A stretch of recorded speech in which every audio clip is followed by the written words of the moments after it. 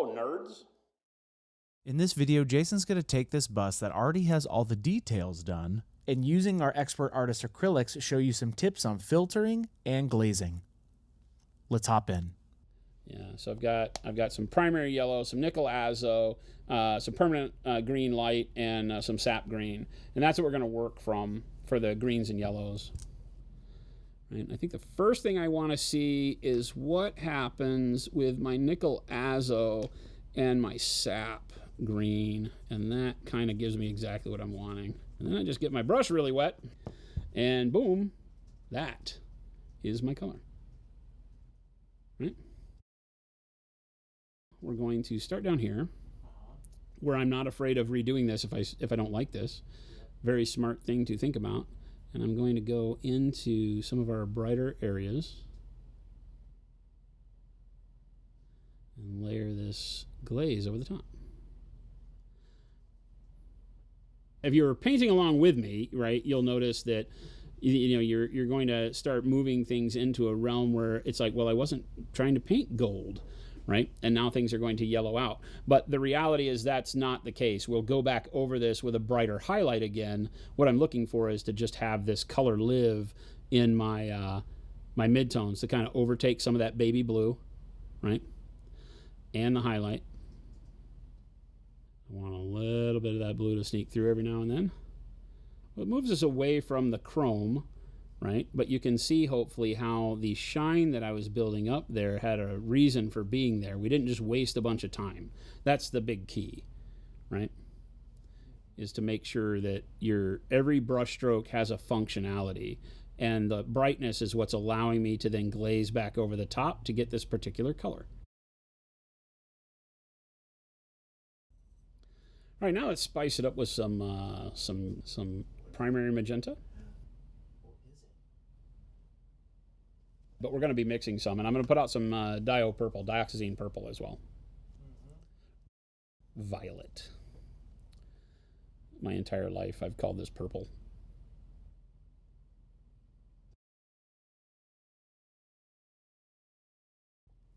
All right, so I think first I want to just take a little bit of the violet into the magenta and see if that gets me kind of what I want. And maybe I do need a spot of yellow in there.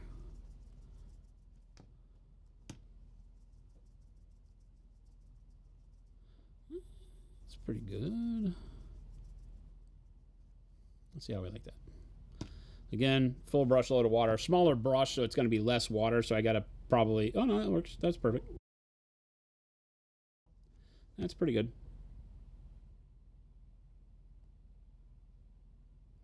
Now, ask what I'm looking for as far as where to place a color like this.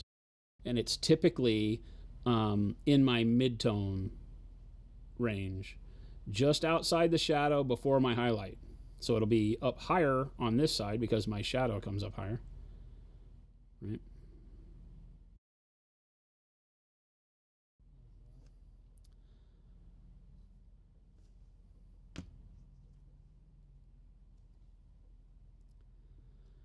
And then again, like here, if you want to pop in real close. Here where we've got the darkest part of the shadow here, and then it kind of comes out as it goes across the rib cage. Then I want to, right where you see this green and this dark green, that's where I want to kind of stitch that color in there. So I get a little bit of intensity as it hits the lighter color, and then it kind of blends, air quote, blends, as it goes into the darker color.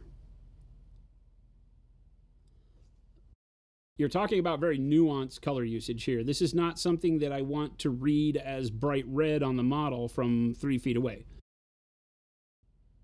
A little bit right here. Just using the point of the brush a lot of times because you're not trying to get it on everything. And we can use a second layer to reinforce it where it gets that secondary highlight on the bottom there. And again, I'm not always looking for realism on these things. A lot of times I'm just looking for cool factor. And the reason I do this before I do my highlight, because sometimes it seems a little counterproductive because this color is really only going to read right when it's in line with the brightest highlight, is where we're really going to start showing. But I do this first because my highlight can cover up any of the mistakes, right? Because usually where you're going to make mistakes with this color is you're going to get it on a bright edge. You're going to extend it a little too far into your bright color. You're gonna kind of misdirect where you want it, and you can do it with some comfort knowing that, oh, if I took it up into too bright of a color, when I add my highlight back on, I can force it back down. So I usually start when I'm doing things like this kind of teeter-totter painting, when I'm adding more shadows back in and then highlighting again, is I'll typically add the dark color first so that the highlight can fix it. Because the highlight sits on kind of what you would call the highest edge of the model, right? I mean, not kind of. It sits on the highest edge. It sits on the brightest part. If you ask me why I'm choosing a red, I have no idea. It felt cool. I like the idea of a little bit of red in with all this green as we go that way. I'm going to try maybe something that's a little less yellow. I think more of the magenta in there is going to get me a little bit better flavor. Oh yeah, that's what I should have been doing.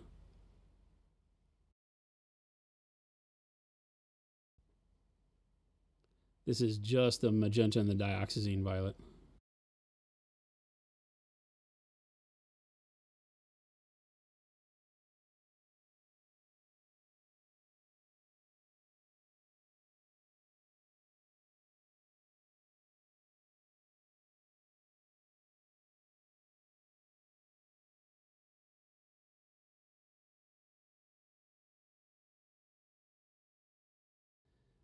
This is a neat little influx of warmth right there along that line that I'm digging.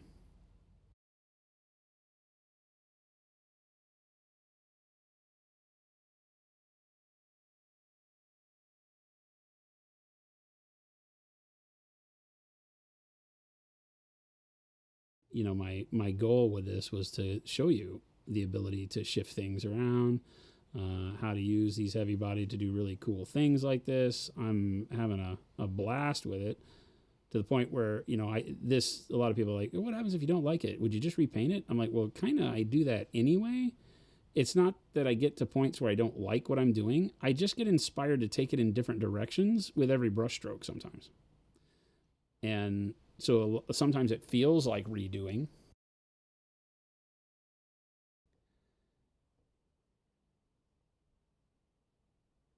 All right, I'm really digging this.